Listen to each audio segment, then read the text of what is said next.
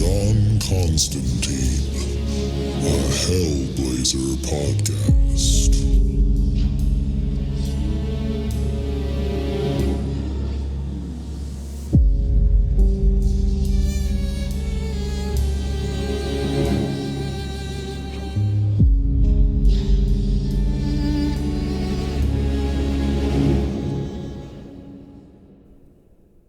Hey there, everybody, and welcome back to John Constantine, the Hellblazer podcast. Today, we are reading Hellblazer number 133.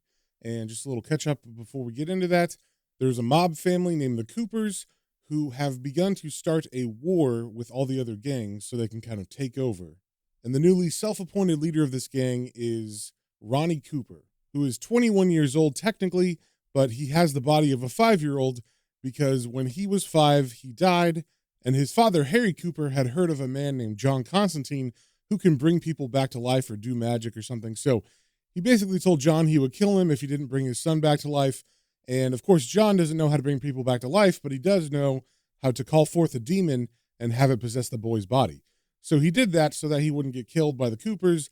And then he stayed as far away from them as he could and pretty much forgot about it. That is until now that Ronnie Cooper is head of the gang and all the stuff's going on. Somehow Chaz got wrapped up in it. He was actually the getaway driver for a attempted murder on Norman Cooper, which was also part of Ronnie's plan. He was trying to get rid of Norman as well. But Chaz didn't know that's what he was doing, so he freaked out, and he went to John, and they both got tangled up in all this mess in the current day now that Ronnie is 21 and in charge of the family. And at the end of the last issue, they were both captured along with Norman Cooper, who was on the run because they were trying to kill him. So all three of them were brought to Ronnie by Inspector McNabb and a hitman named Gestapo. And we left off with Ronnie telling everybody his master plan, which was, I think, birthing the Antichrist through his dad's body, and he was about to give birth just as the last issue ended. So first things first, with issue 133, we got the cover. We see some sort of demon or hell animal, I'm assuming. It has a fully black head with a giant mouth, no eyes. It's baring its teeth, but they kind of look like gross, broken down human teeth, except it also has a giant tusk. And this is in the same motif as the other, so this monster is in the foreground, and in the background we see Harry Cooper with a giant distended belly, yelling in pain, and he looks like he's about to give birth. And we also see on the cover that this is written by Garth Ennis with art by John Higgins. And as we turn to the first page, we start right where we left off, with Ronnie Cooper talking to John, Chaz, and Norman, who have been captured and are standing in front of Gestapo and McNabb. And Ronnie is saying to them, "Harry Cooper's about the biggest bag of shit you could ever hope to meet. Oh, I'm sure there's blokes in the world who are worse. All of those corporate gits fucking up the plebs, the death squad blokes, the religious nutters. But big bloody deal. Who cares about some prick in a suit signing a trade embargo? Or a big wog out in Bongo land, blazing away with his AK-47? Where's the imagination in that? Harry took a bayonet to a man when he was 9. Raped his Auntie B at his 13th birthday party. Well, he wasn't a kid anymore, was he? Then he threw the old bitch to the guard dogs. Blood all down her legs. First club he ran, you acted up, and you got your arse whipped with a rusty barbed wire. Got too far into debt? You were buried in a big iron box with a dead bloke he kept under the floorboards. Couple of days of that, Harry said, and you'd knife your granny for her pension. Know who the dead bloke was? His father. Harry caught him going at his mum with a poker from the fire. No, for pure one-on-one, look him in the eyes for your reward sadism. Harry's a hard man to beat. That's why my old dad's the perfect mother for my child." And then Ronnie raises his hand and gestures to his dad, whose belly is extremely distended now, and I guess they moved him to a bed because now they're standing in front of a bed, and there's a bunch of blood underneath him all over the sheets because something is being born. And we see the name of this issue is Son of Man Part 5. So Ronnie's looking pretty pleased with himself now that his plan is coming to fruition, but John just lights a cigarette and looks at him and says, "Yeah, but he's not your dad, is he?" And then Ronnie gives a little grin, and he pinches his cheek like he's trying to pull his skin off of him, and he says, "Well, well, the Magus speaks. For your next trick, keep your fucking mouth shut, all right? But no, he's not. It's the little sack of meat I'm wearing that belongs to him. What Harry is a womb. We got to thinking down in the pit. We wondered, why is it that the opposition are on top? Why are they all up there, no matter how many souls we harvest? Then we realized they proved it. They had one of their own walk the earth like a man and prove their point. Miracles, parables, prophecies, dying for your sins. We sound like a lot of old wives' tales, scary monsters with horns and hooves. They've gone out and actually done it. Their Messiah pointed the way for mankind. So will ours. If a demon is born on earth of a mortal, just like the Nazarene was, then perdition will have its own Messiah, and miracles, parables, prophecies, disciples. Imagine it, mankind believing our prophecies proven, our religion as real as any other, succeeding on the scale that Christianity did so long ago. And it won't be idiots calling themselves pagans and hanging around standing stones waiting for the first rays of midwinter sun. None of that bullshit. It'll be the real thing. Parents' hands around children's throats. Lovers' blood between each other's teeth. Eyes gorged on nightmare, plucked from their sockets. Hope fucked to death. And then he walks up to John and looks at him and says, "You left me right at the heart of the Cooper family, free to do as I wished. Free in dear old London, where they mix despair with the bricks and mortar. Free with the means to have this underworld of theirs tear itself apart. Free to cry havoc. Thank you." And at that, John lowers his head like he's ashamed of it. And then Norman asks, So what did you do? And Ronnie answers, "Got your brother up the stick, you ridiculous old ponce. What do you think I've been talking about for the last 5 minutes? It has to be a perversion, Norman, of the virgin birth. I'm building a religion here. I can't afford to get careless with the foundations. I thought a man made pregnant by the seed of hell and shitting out a child would do nicely." And then Norman asks, "But how?" And then Ronnie gets a big evil grin on his face and he says, "I cut a slit in his belly and fucked him through it." And then everybody pauses and looks up at Norman, because that was super fucked up. And Norman tenses, and then he lunges at McNabb, who has a gun in his hand. And as he reaches for it, McNabb yells, "Fuck!" And then they both fall to the ground as Norman pokes him in the eye and grabs the gun with his other hand, and he says, "Give it to me!" And McNabb, who's all surprised by this, yells out, "Jesus Christ, for fuck's sake!" And Norman's yelling back, "Give it, fucker! Give it!" Then in the background, we see Gestapo with his axe looking at them, and Ronnie points at the two men, and he looks at Gestapo and says, "Gestapo." And as Gestapo walks towards the men about to kill Norman, and the gun that McNabb and him are wrestling over just happens to be pointed in Ronnie's direction, and it goes off during the struggle, and it hits Ronnie right in the forehead, and we see bits of brain and bone burst out of the back of his head. And at that moment, everybody stops and looks because they don't know what's going to happen, but we can see the skin of Ronnie beginning to shred as something is bursting from his body. And we can see whatever it is inside of his skin is all black, and it has sharp fingers that are coming out of the tips of the boy's fingers as his skin begins to shred and slough off. And Norman says, "Oh my dear God, little Ronnie! Oh Jesus Christ!" And Chaz grabs onto John because he's so terrified of what he's seeing, and he says, "Fuck me, look at the size of its todger." And I believe todger is another word for penis. And John replies to him, "Now that is what I call the full Monty."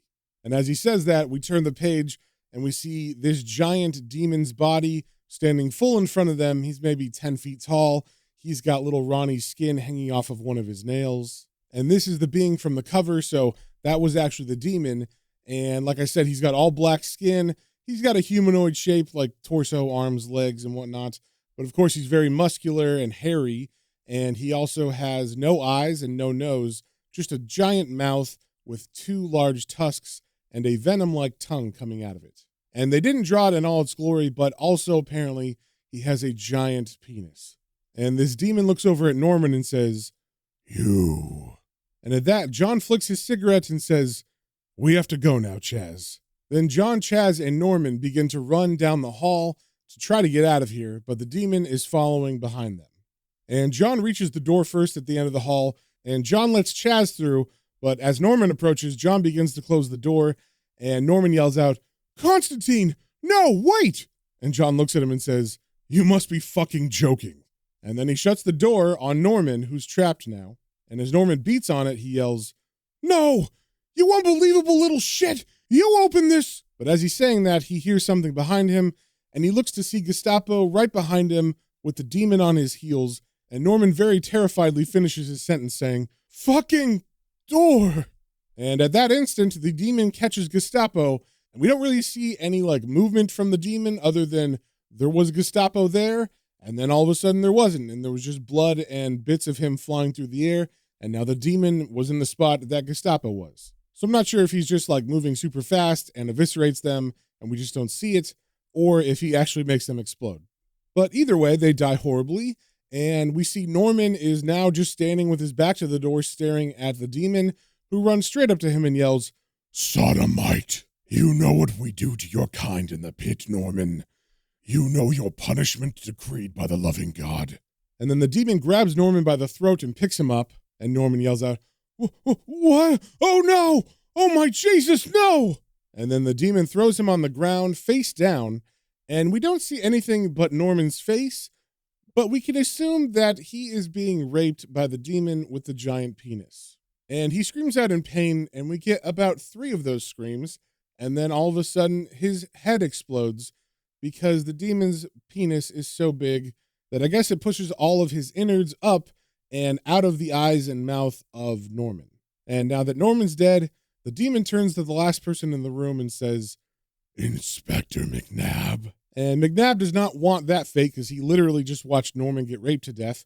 And so he puts his gun to his head and he says, "I quit." And we can assume that he kills himself, but we don't see that. We just cut away to John and Chaz, who are in another room of the house hiding.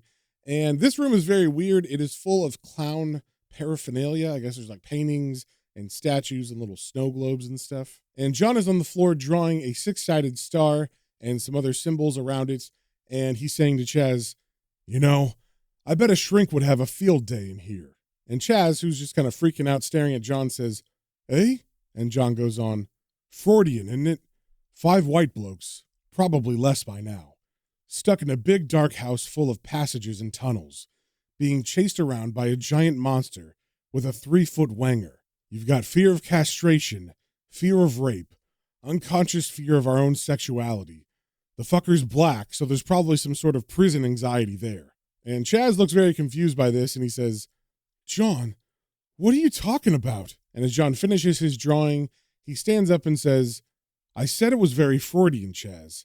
I didn't say it actually meant anything." And then he scratches his head like he's trying to make sure he didn't forget anything, and he says, "Right, we're ready." And he pulls a cigarette out and he lights it, and as he does, Chaz asks, "So what's the plan?" And John says, "Well, what you've got here is a sort of basic gateway to hell. The sigil's activated when the subject, in this case Supercock out there, steps over the line. We'll chuck a rug over it to hide it, right? And when the bastard comes in, we'll keep backing away until we draw him into the pentacle. Off he fucking goes." And Chaz looks kind of worried and says, "John, even I can tell that's a really shit plan." And then John rubs his temple like that's the best thing he could come up with, and he says, "I know." And Chaz continues, "It's like something out of Scooby-Doo, for Christ's sake." And John says, "I know." And then right as John says that, we hear a voice from behind them say, "I agree." And of course, that is the demon, and they both turn to stare at him with big wide eyes, and John jokingly says, "Everybody's a fucking critic."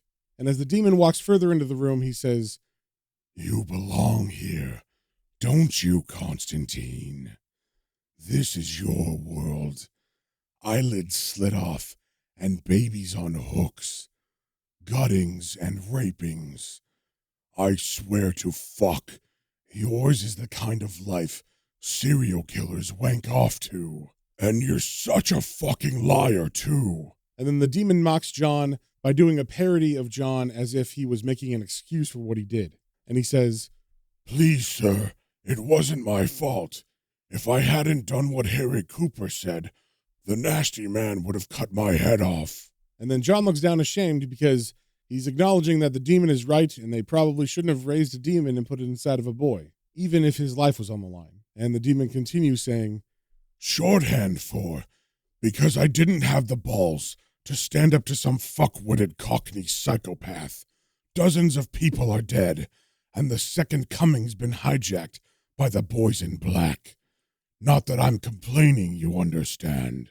And surprisingly, Chaz speaks up, and he tries to defend John, saying, well, if he's such a fucking tosser, how come he only got into this to help out a mate? And then the demon turns to him, and it's almost like Chaz forgot that he was talking to a demon, and he probably shouldn't have opened his mouth, because he just pauses and says, I mean, I was the one who went to him, you know, with the gun and all that. He didn't have to get involved, did he? Or maybe I'll just shut up now. And then John says, nah, that's okay, Chaz. And then he smiles at the demon and says, got no answer to that, have you? And at that, the demon curls his lips in a creepy smile, and he holds up his hands with pointed fingers, and he says, as a matter of fact, I do have an answer to that. I'm going to shove my hand up your arse and pull out your fucking soul. And after some intense political re-education, I'll stick it back in again. Then you're going to go out and spread word from city to city. The appointed herald of the new Church of Satan, John the Anti-Baptist. And then the demon turns to Chaz and says, as for you, Big Mouth, you're going to spend the rest of your life as a condom. And of course, that freaks Chaz out a bit, and so he moves behind John, kind of using him as a shield. But the demon kind of follows him, and he gets really close to John, but he's still speaking to Chaz as he says, that's where mates get you, little man. Especially this one. And then he kind of licks at John's face with his tongue, and John just kind of sits there and grits his teeth as green bile drips out and onto his face. Then all of a sudden we hear something scream, and the demon turns, and we see it is Harry Cooper and his gigantic body that is still giving birth, and he's standing in the doorway of this room, and the demon sees him and says, it's time. Bear witness, awful. And then he grabs John and Chaz and pushes them towards Harry Cooper, and John says, oh, Jesus. And the demon continues saying, nativity infernal, birth of a brave new world. And then he picks John and Chaz up by the collar, and he forces them to look at Harry Cooper giving birth, and he says, look, you vermin, look. And as they stare at this gross birth happening, Chaz says, oh, Jesus, John. And John says, oh, my fucking God. And then a baby plops to the floor between the legs of a standing Harry Cooper. And then the demon gets very excited, and he hits Harry Cooper away from the baby on the ground, and he begins to do a celebration dance, yelling, yes, unto us a child is given, unto us a child is born. All mankind shall now be shriven. Creation from its womb is torn. But in all that celebration, the demon forgot about the baby on the floor, and we see John stand up and walk over to it, and he says, oi, tosser.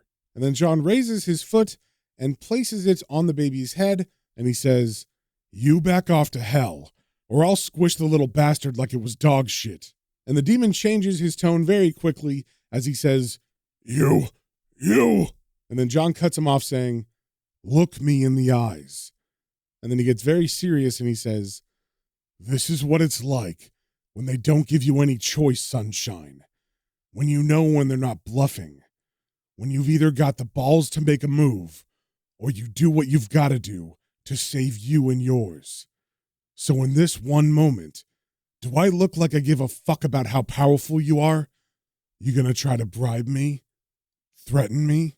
And I love these panels because not only is John being pretty badass, but also it basically looks like it's from Dirty Harry, where he's saying, go ahead, make my day, punk. And John's attitude here is very reminiscent of that scene from Dirty Harry. And to this threat, it seems like the demon is maybe pacing around, trying to see if maybe there's a weak point that he can get at John before John would smash the baby's head. But it seems like John has all the angles covered, And the demon gets very angry and he says, "On the day all things end, Constantine, you're mine." Then we turn the page and we cut to what I can only assume is a couple minutes later, as John is laying on his back on a table in the room smoking, like he's trying to calm down from what just happened. And we do see the sigil is smoking in the background, so I guess the demon used that to leave because he couldn't beat John. And as John thinks about everything that happened, he says to himself, "I'll never be as lucky as that again, if I live to be a sodden 100. Then we see Chaz walks in with an axe and he says, "Got it." And then John stands from the table and him and Chaz both move in front of the baby on the floor, who hasn't really moved or isn't crying or anything. And Chaz looks at him and says, "God, John, look at it. I know it's a fucking monster and all, but it looks just like a little kid. Shit, I don't know if I can do this." And then John reaches out and grabs the axe and says, "That's all right, Chaz. I think I can." Then we see him walking towards the baby with the axe in hand. And the way they drew this looks like the baby is holding up his hands as if he's trying to block the axe or something. Then we turn the page and we cut to Chaz driving John home. And as they near John's street, John says, "I'll walk from here, mate." And then Chaz pulls over and John gets out. And John looks at Chaz and says, "Ta, probably got a knife-wielding lesbian waiting for me. Want to see if I can sneak in the back way." And then Chaz says, "Yeah, right. Fancy a pint tomorrow night?" And John starts to say, "Nah, But then he stops himself and he looks at Chaz and he smiles and he says, "Fuck it, yeah. See you down the Red Rover about 9, right?" And Chaz nods and says, "Nice one." And then we see Chaz drive off and John lights a cigarette and he looks at us and he says, "So hang on. You're probably saying to yourself, how did it end the first time around? With Rick and Hedder and Brendan. I had him thinking we were running a demon in the Cooper family. How did I pull that one off? Easy." And then John begins to walk towards his flat, and he continues explaining, "By early 85, I'd put it off as long as I could, and I had to go and see the Coopers. The lads wanted their money, and that was that. I was nowhere near the bollocks I'd been after Raven's scar, but I was still shitting myself. Harry Cooper wasn't some supernatural tit you could run around in circles. He was real. He'd been chewing up chancers like me since day one, and as soon as he smelt a lie, he took it off at the neck. That's how blokes like him survived. So it came as a bit of a shock when Norman asked me what I wanted, and I took me life in me hands and said, 100 grand to make sure what I did to little Ronnie lasts. Know what I mean? And he paid up on the spot. I never even got to see Harry. Norman was nervous as hell. Couldn't wait to get rid of me. I should have probably asked for double. I know what it was now, though. Norman had things on his mind." And when John says this, we get a flash of little Ronnie holding a knife up towards Norman. So he's kind of suggesting that that's why Norman was so nervous, not because of John. And John continues, "The last thing he wanted was John Constantine making things worse." So we get a flash of John bringing the money to his friends so that they will be satisfied, thinking that John came through with the whole plan of the demon in the Cooper family paying off. And John is sitting back smoking a cigarette, smiling as the three men look into a bag full of money. And John's narration says, "The lads were over the moon. What made it even better was I told them I already had my share, and the 100 large was all theirs." Then we cut back to John, who's talking to us and says, "Jesus, as if me not taking me blood money'd make up for what I just let loose. Just like it doesn't matter what I've done tonight, 'cause all the slaughter little Ronnie caused is down to me. That's what the bastard meant about the day all things end. That's the day I answer for it all." But then we cut back to the flashback of all three friends celebrating with John, and John's narration says, "But that night we got pissed, believe me. They were buying. They carried me home like a king, singing 'Nobody Does It Better' till their throats were raw. I think we drank more that night than the time we broke into Buck House looking for Di's golden dildo, and Hedder shat on the Queen's bed. 'For Scotland,' he said. Talk about fucking Braveheart. Brendan went back to Dublin, Hedder to Glasgow. Rick got on with the God-bothering, which paid the rent after all, but they'd always come back, until one by one, year by year, they didn't. Christ almighty." And as John remembers the good times with his three now dead friends, he says, Those were the fucking days. And that, my friends, is the end of the issue and the end of the Garth Ennis arc. I believe this is the last time that Garth Ennis writes this character. So that's a pretty crazy story for Garth Ennis to say his last words on John Constantine with. And next time we are starting with the Warren Ellis run, which is new to me. I haven't read it before, so this should be pretty cool. I've heard good things, so I'm very excited. And I hope you guys are too. So if you guys have any comments, questions, or suggestions, you can email me at planestrains and comicbooks, all one word, @gmail.com. And we will see you on the next one.